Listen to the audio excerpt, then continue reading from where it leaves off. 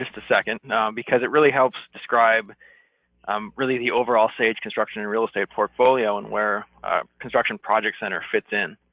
So thanks a lot, Tim, for the introduction there. And as you mentioned, I used to work at Sage, and this is actually my first webinar since joining the Alliance team. Been working with our existing customer base, and excited to be presenting today to the group. So a look at the overall Sage construction and real estate portfolio. Really at the core of this diagram, you can see our accounting packages is Sage 100 Contractor and Sage 300 Construction and Real Estate. And now those are on-premise systems, meaning that you install the application on the server on your users' computers, and they log in through that way. Now with Sage Construction Project Center, it's a little bit different. It's all cloud-based. So there's nothing to install on your users' computers. Really, you can spin them up directly just with an email address. So anybody who has access to the internet and an email address that you give permission to can access your software without having to install anything. Now, the only thing that gets installed is a little connector on your server that allows Construction Project Center to actually communicate and integrate bidirectionally with Sage 300 Construction and Real Estate. Currently, that integration is only for Sage 300. Sage 100 Contractors is going to be happening sometime in 2018. So before we jump into the software here, what are some of the solution benefits with using something like Construction Project Center? Well, you have timely, convenient, and mobile access to a variety of project documentation. As I mentioned, anyone who has an internet access is able to access Construction Project Center on our website.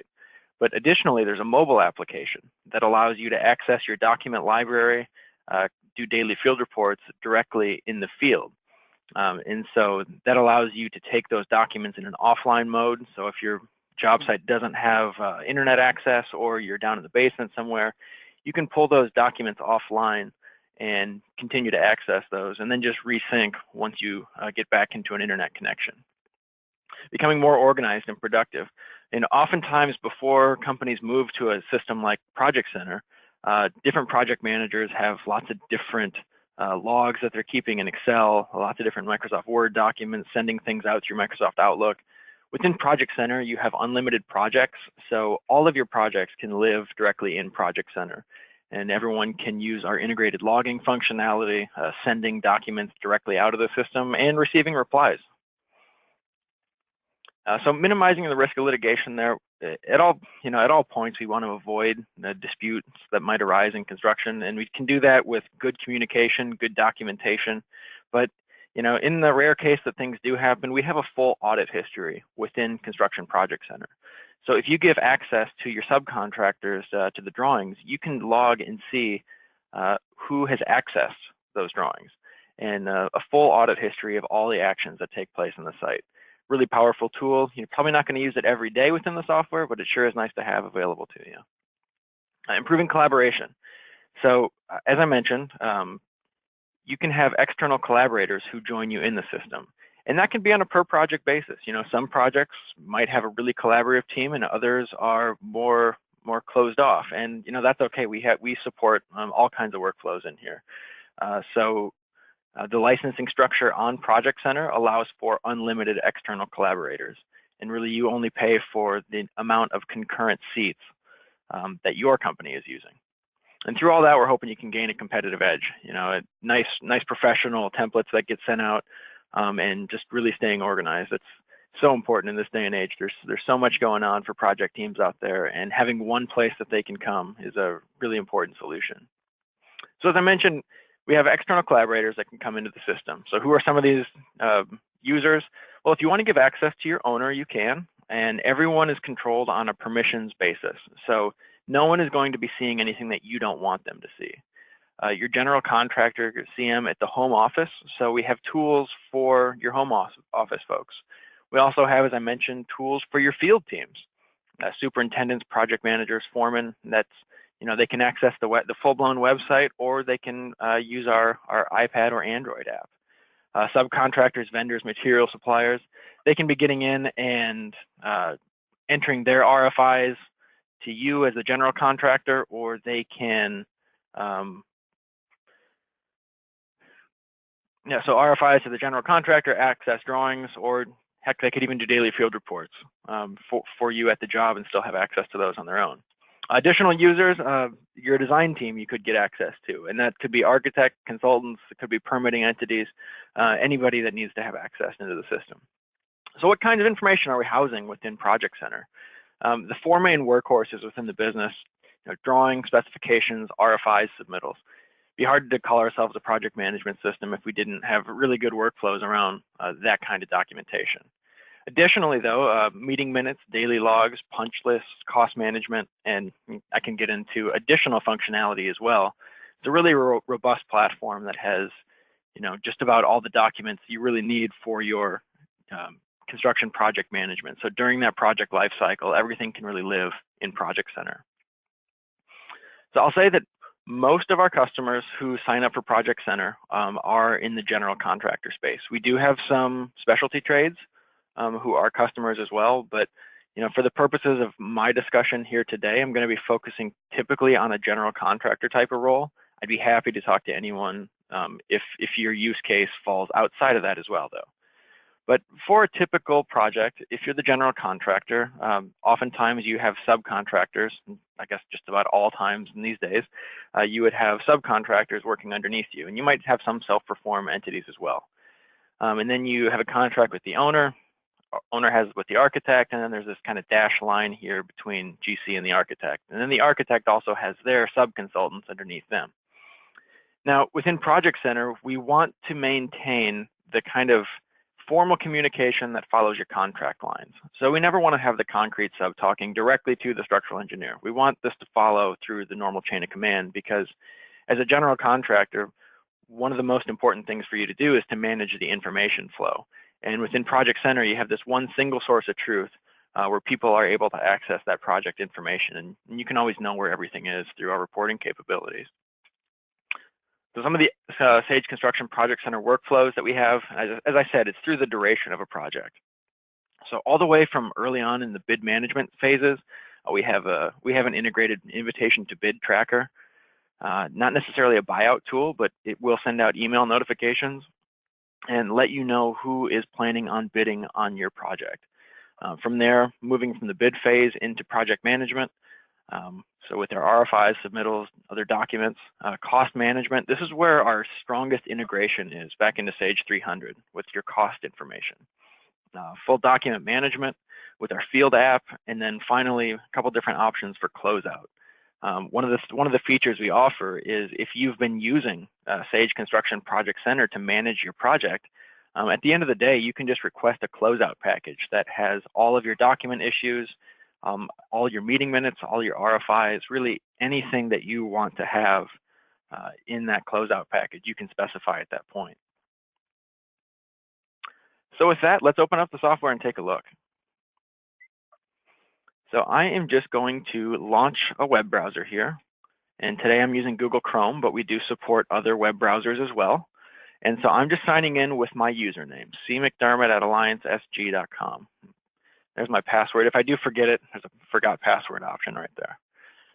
So when I log in, you're going to see that I have access to a lot of different areas within the software. And that's because I am added as an administrator in the system. So as an administrator, I have access to things like our project setup and our cost management information. But for instance, if you gave access to a subcontractor to an owner, you can control what they're going to see in your system.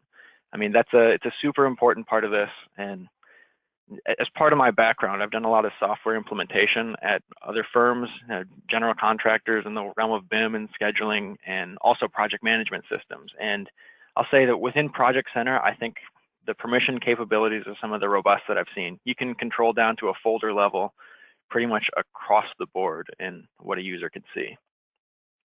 So some overall navigation here. Over on the left-hand side is my navigation pane.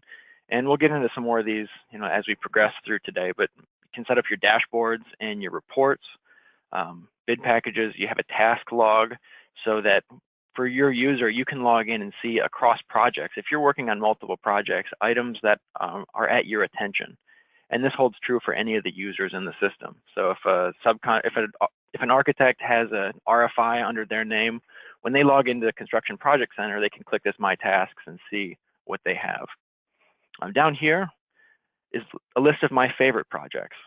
So within the system, as I mentioned, you get your username, and that gets you access into the system. Now, when you sign up for Project Center, you're going to specify who at your organization is your overall org admin. And that's the user who is going to start adding additional users to your account and adding these projects. And then at the project level, you're going to go ahead and assign view permissions to your project team members. And so your initial project manager might be that project admin, and then they're going to go ahead and add all their subcontractor trades and architects into the system. From an overall organization standpoint, you can set up different regions here. So within my demo data here, you'll see that I have several different offices set up. So my Alliance Solutions Group, California, Florida, and then Andrea's office just have some additional groups down there. And within these areas, if I wanted to add something to my favorites list, if just at this basic headquarters, if I just click that little star, that's going to add it up into my favorites. But as I go to add new projects, I want to talk about that just a little bit, because it is a important part of every project is adding it into the system. And the first thing to point out is that we have the ability to create a project from a template. And I really like this because spinning up a new job, it's time consuming, and there's a lot of things that you have to do when you spin up a new job. So, outside of just entering into the project management system, you need to negotiate all your new contracts. You need to make sure your buyout's going correctly. So as much as possible, we want to save time and make it easy for you and your project teams as they spin up new jobs. So creating templates. So if you have a standard template for most of your jobs that you do, you can start with that. But you can also have like a new construction. You could have an interior fit out. Maybe you have a certain client that you do repeat work, and all of their projects are pretty similar. I know at my previous company, sometimes we had on-call contracts with people where they'd spin up 100 new jobs a year, something along those lines. You could add all those in as templates. And the beauty part is that you can manage this all within your company. You're not needing to rely on our Sage resources or consultants to do that. We're absolutely happy to help, but at the end of the day, this software is 99% self-administered. So it's pretty simple to add a new job. You just enter your project name, your project number. It can be the same or different than your job number in Sage 300. That actually gets set at a different point in the project integration to say what job does this match to in Sage. And this would be it's additional information that you enter. So you enter it in, you create the job in Sage 300, and you create the job here. You can integrate your address book though, so that your contact listing, when you start a new Sage Construction Project Center subscription, you can bring in your current address book contacts into SCPC, but then also specify which companies you want to bring in, because maybe you have certain vendors that they don't need to have access into the system, or you don't need to add them as users. Enter your project zip code down here, and that's going to be what pulls in weather report information on your daily field reports, project description overall, and then a project logo. When you select your project logo, that's going to be populating all the reports that you have on that job. Let's go ahead and cancel out of here. All right, so here I'm just going to step into my Northwest Food Warehouse, and that's where I'm going to step through the software. I can close my navigation bar so I don't need to see that. Up at the top, just start with some general project setup. Each project can have its own defaults, so you can say what is the default response time for an RFI? Who's the main contact over at the architect who should be receiving those RFIs? How much time on a submittal? What's my default markup on a change order? All of those things can happen in a project default area. Project members is where we give new folks access into the system and then control the visibility of what they can see. List management and advanced list management. Here, this is doing things like adding custom statuses for RFIs. I think out the gate we have open, closed, and pending. But if you wanted to have some additional RFI statuses, you can add those in as well. Maybe you just wanted to add the custom one that says like a hot RFI status that really is expedited, and you want to be able to track that separately on your reports. You could add that here in the list management section, and other kinds of things like that that allow you to get creative with how you use the system. We have an events and messages, so a cross-project calendar if you wanted to add events and messages here. in a list of tasks that I was mentioning.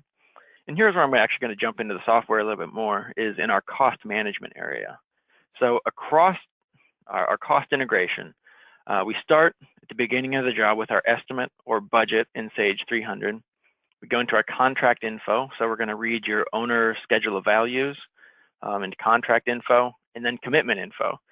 Commitments is where we can actually create commitments directly in Construction Project Center and sync those back into Sage 300 once they've been approved.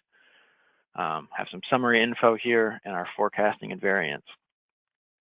Important thing to recognize is that we do handle change orders, both on the owner side and on the commitment side of things, so that you can be creating all your commitments or subcontracts in Project Center, and then managing all your change orders throughout that process as you're going back and forth and in negotiations with your owners to make sure you're getting good resolution on those change orders. So real quick, I'll just step into my summary information, show you the kinds of cost information that we have within the software. And so original, all pending changes, what's been approved in accounting, what's our total with approved change orders. And we have across all of our different labor categories here, and forecast total to date. Have our job to date % on our estimate, and what kind of pending contract events. So how many change orders do we have out? How many change order requests? How many pending change orders do we have? So a lot of good information here, kind of at a high level glance for someone who might be at the operations level or the project manager on the job. Going into the estimate info, this is where we're going to pull in our budget information from Sage 300. And all right, so I'm going to give that just a second to refresh. I'm not sure exactly what's happening, but I'll hop into our project management down here. So within, oh, here we go. Here's my cost management information. This is on commitments. So here I can see a list of all of the commitments that I've issued on the job. You can have multiple commitments going out to different subcontractors.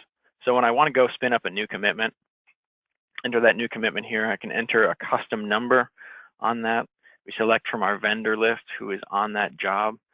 So if I was just to go with, again, my A1 electric, I'll call that 16-002. We can say, is this going to be a purchase order? Is this something that we're going to release to accounting yet?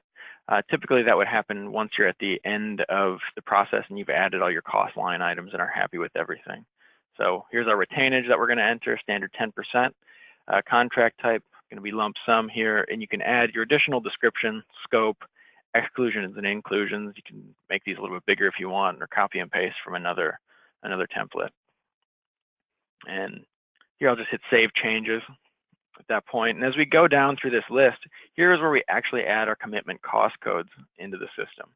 So at this point, if we want to add an extra, if your company uses extras within 300, we do support all that functionality. Show a list of our standard cost codes. And if we're going to electric, this is my electrical sub. And here we're going to list them as a cost code category on subcontract. So maybe we have one line item, which is main building, and cost code amount is going to be 75,000. If you wanted to add an additional line item, you could go through that process. When I go ahead and hit save, that information is going to get saved into the system. And when I print my report, I could print this with attachments if I wanted to add additional exhibits to this, but I'll just show you what our standard kind of out-of-the-box report looks like. And so so this would be my subcontract agreement that gets printed out. One thing to note is that all of our reports are crystal reports, so that they can be modified and updated if you want to customize this to make it look exactly like the reports that you use today in whatever system that is. But then another thing is that these reports can all be customized on a per project basis. Some other systems out there, they make you customize for all projects across the board, and that's doesn't always work if you're on some joint venture projects or you're doing federal contracting work. There's just different requirements that are required there. So within Project Center, you can customize your projects, your reports on a per project basis. So there's that standard subcontract agreement. All this information is pulling from our system, and there's that 75,000 line item with the job and cost code that we have, with the ability for your company to sign, and then also get a signature there from the subcontractor who you're pushing that subcontract agreement to.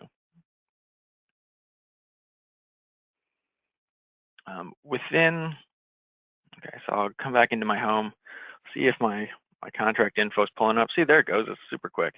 And that's what I'm usually expecting. And this is showing me all of my schedule of values line items that I have within my Sage 300 contract with my owner. So I can see my original contract, pending change orders, accounting approved total contract, what we've billed to date, and then what's the balance of retainage that I'm holding on to. We can print PDFs of this, or you can also export a lot of our cost screens out to Excel. So if you do want to make modifications to that, run some pivot tables. I know that's often what I like to do with some of this data, just to finesse it a little bit and get some additional information. It's really easy to export to Excel at any given time. What I want to do now is just jump in real quick to create an RFI. Because it's a standard way within our project management process. Several different areas that we go to within project management. This is the first one I'll step into, but also want to mention our transmittals. That we've been building projects for a long time using Sage software, and now we have a lot of electronic tools. But at the end of the day, a lot of the processes that we go through have been around for a long time, and that concept of a transmittal, of formal communication being sent between two companies, is really core and fundamental to managing your risk on a job. So within your transmittal process, anytime something gets transmitted in the system where we send email notifications out, it's going to create a transmittal to say that an RFI got sent over, or a change order got sent out to someone for review, or submittals went to someone. So you have a full transmittal register that gets automatically created and populated just through the normal use of the system. Expediting logs, that's a kind of an advanced feature that's hard to cover on an initial session like this, but from a high level, it allows you to import your submittals from an Excel list. And I know back when I was a project engineer, that would be a huge time saver for me. So rather than having to go in and physically create everything, if I could just comb through my spec book, list out all the submittals that I need, I can put them into packages. So within my masonry submittal, my division 4, I might be able to break that up into several detail items, like could be masonry samples, could be grout color charts, could be calculations, could be shop drawings, all as part of that one package. So all of those line items can get imported from an Excel list within using Project Center. Open issues, these are a little bit different. These are a customized issue that you can use to really track anything from, hey, you need some more documentation, to one of your employees damaged on the job, or damage some existing installation on the job, or quality tracking outside of a standard punch list. Just anything that you want to add can go in here to any of your subcontractors on this list, and then you can have an open log, and that can be across your company too. So if you have multiple project engineers, project managers, project administrators on your job, you can track one central list for all the open issues that you have. Full meeting minute tracking, so you can run your meetings directly out of Project Center. If that's your OAC meeting that's happening weekly, bi-weekly, your subcontractor, even your staff meetings, if you wanted to, you could do all that directly here within Construction Project Center. Our submittals, and then RFIs is a real nice place to start, because RFIs are so fundamental to so many projects out there that you ask a question and you get clarification, and that clarification is really an addition to your contract. So having good workflows around that is really important. So jumping in here, our main subfolder that we have is my construction RFIs. But another thing that I have set up on this demo set is individual folders for my subcontractors. If they wanted to get in, for instance, my concrete subcontractor can have his own RFI listing. So his RFI 1, his RFI 2. But the thing that they can do is not necessarily send this over to the architect, but send it to the general contractor for their review. And you can see here on this one, the concrete RFI 01 translates to the construction RFI 003. And from there, you can, if you come in just as through a hyperlink, I can see who that RFI got created by, who it's going to, and we can make modifications to their initial question and then send that over to our design team.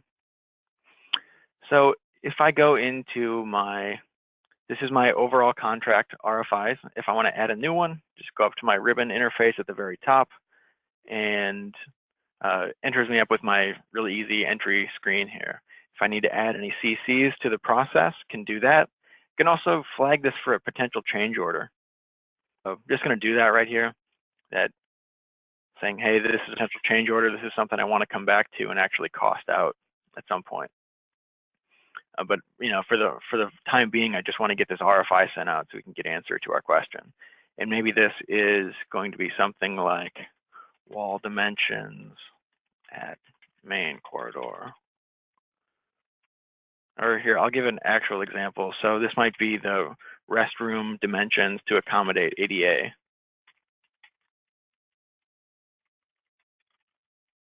Okay, spelling is not right. Well, that might happen if you're the general contractor that you're going through the process and you find out, hey, the bathroom stalls aren't in such a way that they meet ADA compliance. So we need to figure out how we need to make that modification. So we can say, what's the reason on that? Clarification, drawing discrepancies. This is more like a please advise kind of a thing. Action requested is directed, date submitted. This actually is going to get filled in once I hit my transmit button to send out my RFI. So that's going from the default, it's going to 2 on the default line there. Enter our question.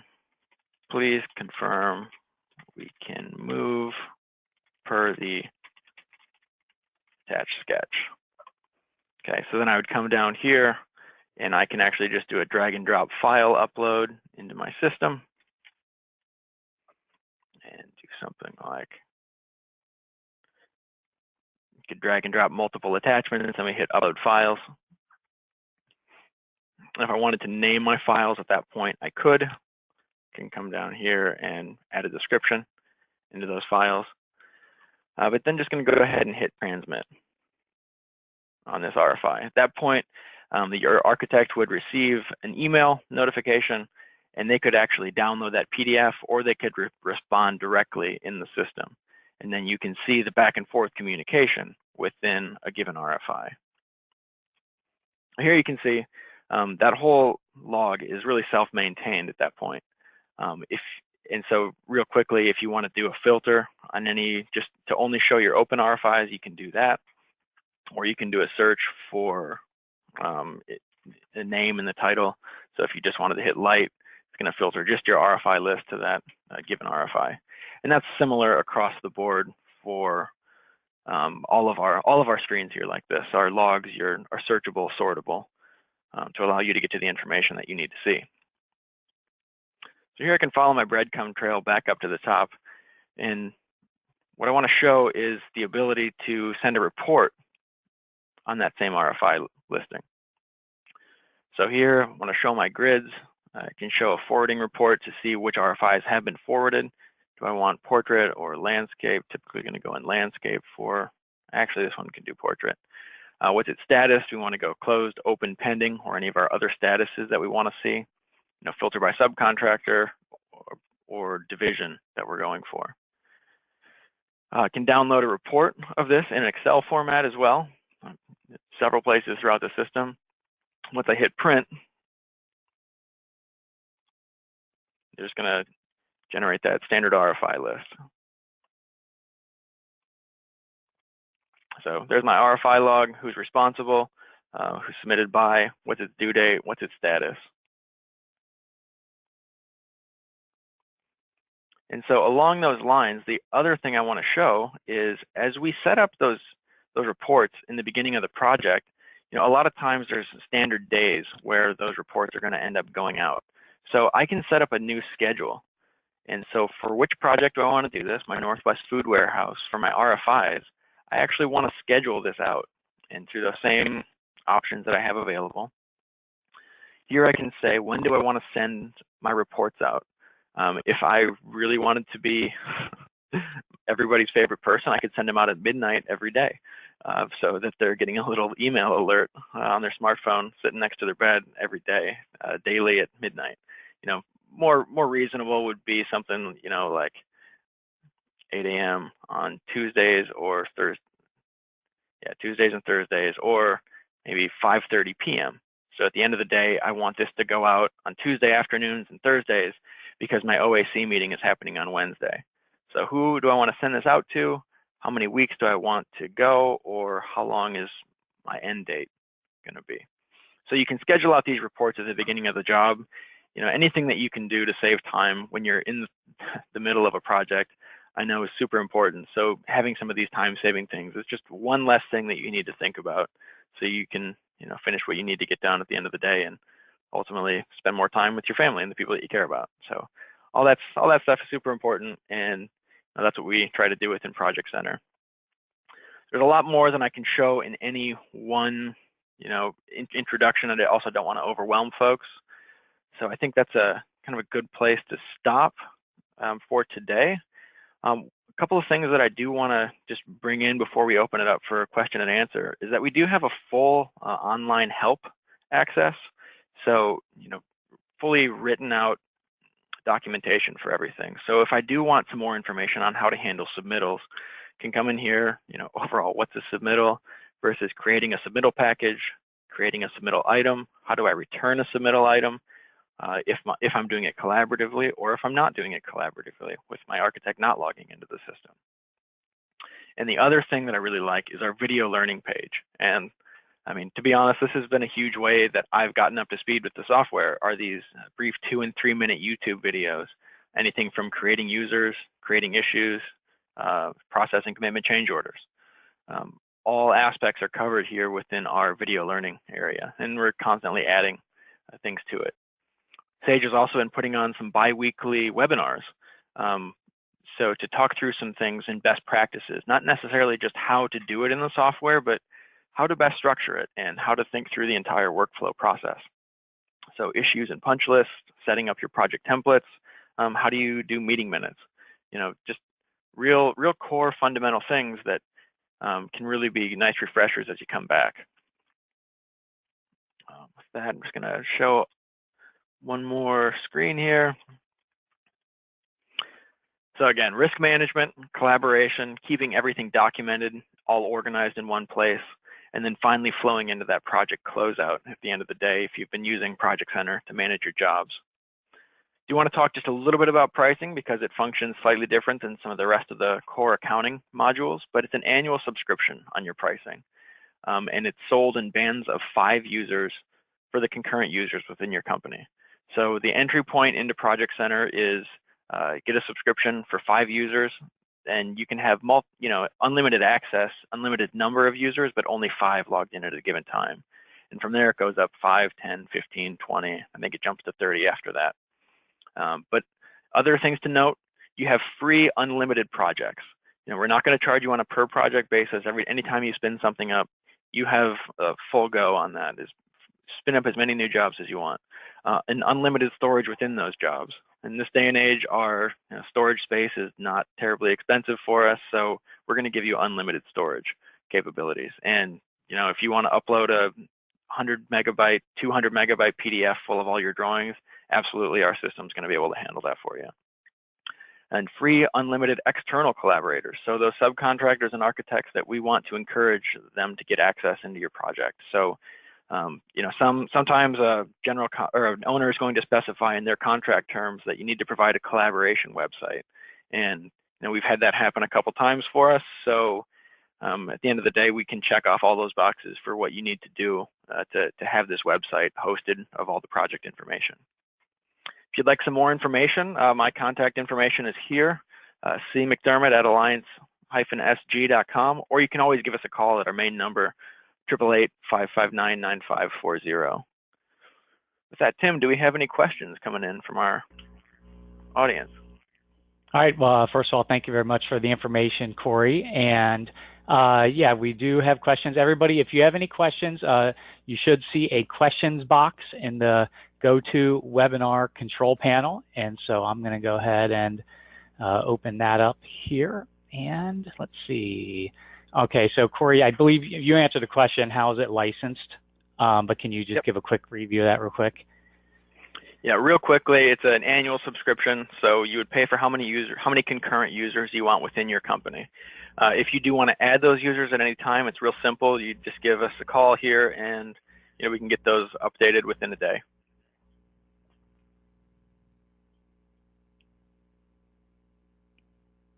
And then also the free unlimited project storage and collaborators. All right, here's a question for you. Can we do a demo for some period before committing to an initial purchase? We have some options available for that, but really there's some project setup that goes into it, and we'd be happy to get you a demonstration with myself or someone else within Alliance to really walk through the process and get your questions answered.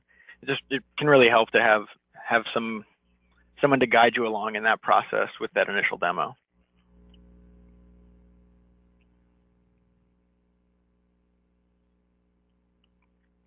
All right, that's it for questions right now.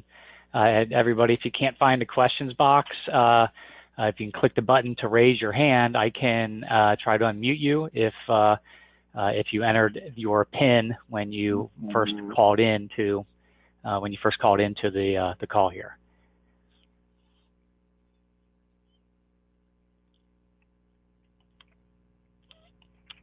While we're waiting for some questions to come in, I have been working with Project Center over the past year, and one of the things that's really exciting about it is they're constantly releasing new updates to it.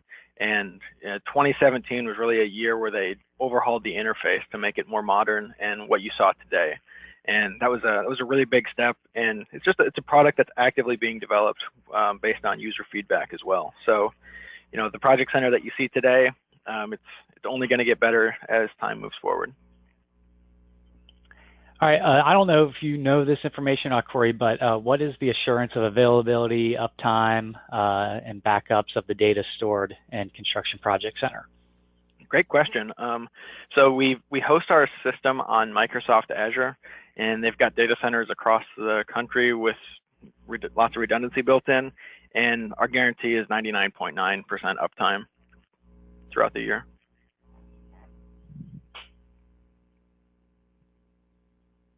And just from my own experience, having logged in to Project Center from, office locations, hotels, different customer sites, going back home for holidays, I've never had any issues logging into Project Center. It's a remarkably reliable system.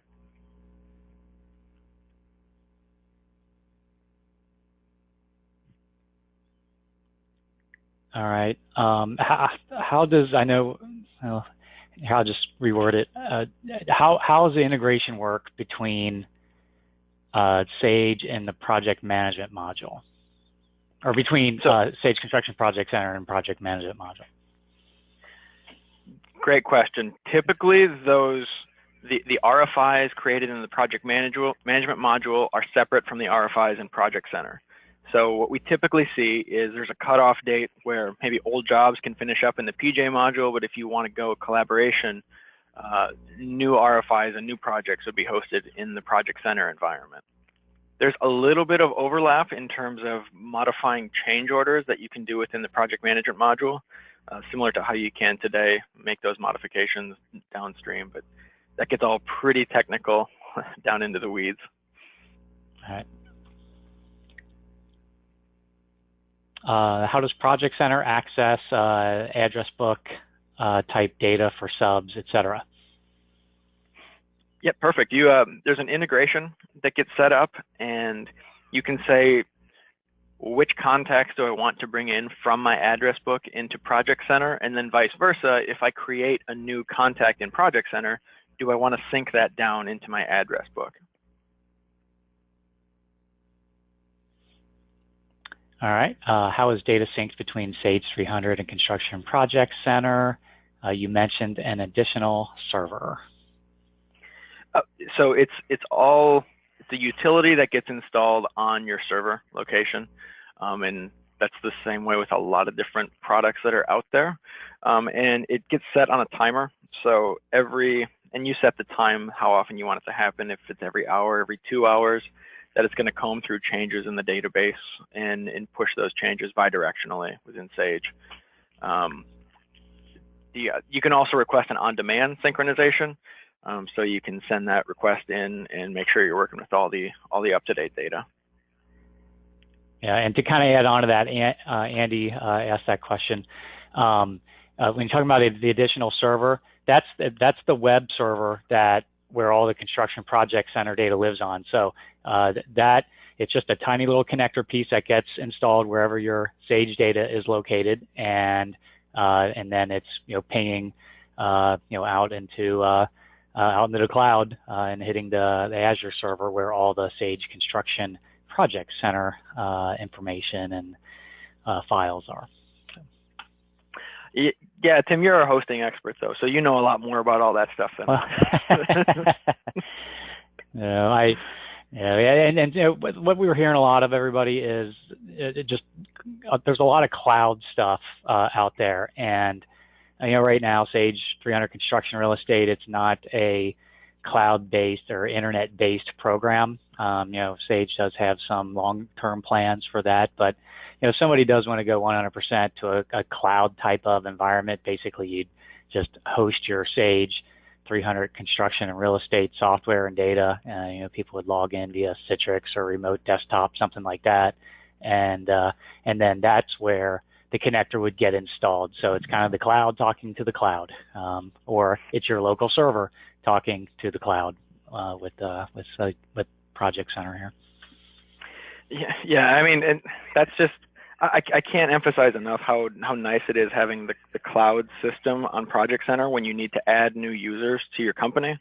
So if you bring on a new project engineer, for instance, you don't need to install Sage on their computer. They get it spun up automatically, and they can access probably everything they're going to need just through Project Center without having to connect into Sage. Any other questions, All right. Tim? We are caught up on questions. Fantastic. All right, everybody. We'll go ahead and end this now. Thank you very much for attending. Corey, I'll let you know everybody that attended. We did have a number of people that attended here, and Corey will be reaching out to everybody and to answer any other additional questions. If you want to see or dig down into a particular part of the solution, Corey is the expert, and we'll be able to. We'll be very happy to do that with you on a one-on-one basis as well. So, absolutely. Once again, thank you everybody very much. We'll get back to your day. Happy holidays, Merry Christmas, and Happy New Year for next week. So, with that, we'll go ahead and end it here. Thank you guys very much. Bye-bye now. Thanks.